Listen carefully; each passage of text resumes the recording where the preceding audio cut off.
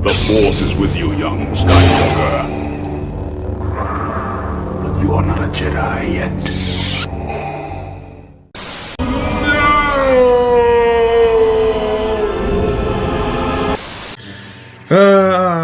What a day. Hey everybody. Obviously you guys have heard the sad news. You see the thumbnail.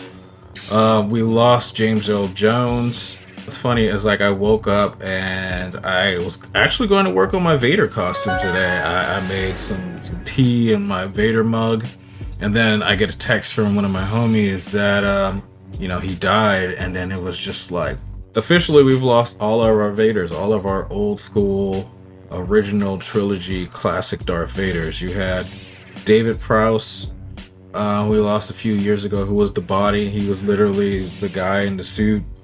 Bob Anderson, who was Olympic champion fencer, who was the stunt Vader. She did all the sword fighting. Ashton Shaw, who was the unmasked Vader, who, when Luke takes his helmet off in Return of the Jedi. But James Earl Jones was that was the soul of the character. He gave, Vader his gravitas, his voice, that deep, menacing voice, the darker voice, as he would say, as George Lucas described it, was 93. Like, 93 is a very, very long-lived age. Like, most people, most men, I should say, don't really hit 93.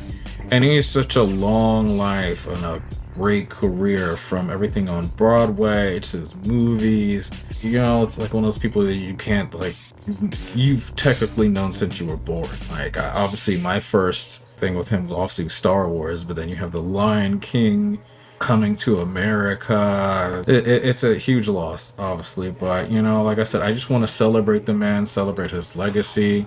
He's survived by his wife and his wife and his kid. The community is reeling right now. Like I said, we've lost, the last original surviving Vader. I wanted to read something from Lucasfilm. Lucasfilm made a press release, and they also got some words from George Lucas, so I'll go on and read. Everyone at Lucasfilm was deeply saddened to learn of the passing of James Earl Jones at the age of 93. For over 4 decades, the stage and screen actor lent his voice to the role of Darth Vader in the Star Wars saga. James Earl Jones is one of the most versatile and talented actors of our time, with an iconic body of work across film, stage, and television, says Kathleen Kennedy. The menacing baritone he brought to Darth Vader will forever be beloved by fans, regarded as one of the great villainous performances in cinema. His commanding presence on screen and warm personality off screen will be greatly missed. And then we have something from George Lucas himself. He goes on to say, James was an incredible actor, a most unique voice, both in art and spirit. For nearly half a century, he was Darth Vader, but the secret to all is he was a beautiful human being. He gave depth, sincerity, and meaning to all his roles, amongst the most important being devoted husband to the late Ceci and dad to Flynn. James will be missed by so many of us, friends and fans alike. And on a personal note, I know I've obviously, you guys know I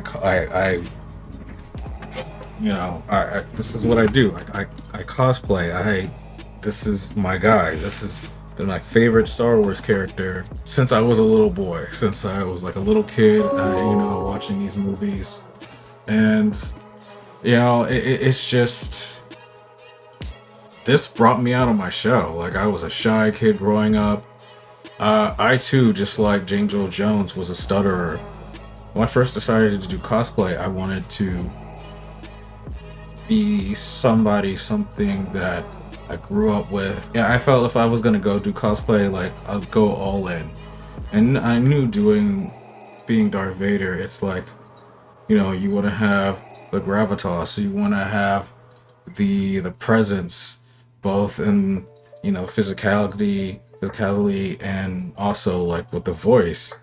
And not only did I study like Dave Prowse movements, but I also studied James Earl Jones's voice and his cadence and everything. And the more I got to know him and watch his interviews and try and get the voice down, the more I realized, like, I realized he did a video interview where he was talking about he admitted that he was a stutterer, and the stage and screen were his, ways to get out of his shell. And I'm, an ex-stutterer. I still, have moments where, it's not as bad as it used to be, like when I was a kid, but, it's still there. He and this helped me get out of my shell and overcome that over the years. Like cosplaying, going out there and talking to people and other Star Wars fans really helped me get out of my shell and really helped me, as a shy kid who didn't really talk much, make me be a people person. It made me want to do better for myself. It made me realize, like, I needed to take control of my voice, take control of my life, get out there and really, put my best foot forward. If I could go from his example, it's kind of like I really wanted to step out of my comfort shell and, not hold myself back, because, I was very self-conscious about my voice, and especially doing YouTube and cosplay. Like I really had to, really kind of grab life by the horns. Anyway, unfortunately I was never able to meet the man. The only thing I kind of have is from this. One of my friends actually got this chest box from. It's a film prop. It's not an actual film prop, but it's screen use. But it was made in Sydney Fox Studios for Revenge of the Sith. Oh, and that's how I got it. It was a long story. Or see it in one of my other videos. But signed by him at the bottom on here, and he says no. Another great loss. But anyway, I'll make this short. I just want to say rest in peace, James Earl Jones. Your memory is going to live on, from us and future Star Wars fans. And as somebody who cosplays Darth Vader, as much as I do, and everything I've been through with this character, I just want to say thank you for all of you've done, making my childhood that much better with like your, roles like Darth Vader, Mufasa and the Lion King and everything. Rest in peace. This one goes out to a legend. Anyway, guys, take care. Seeing you guys in the next one. May the Force be with you.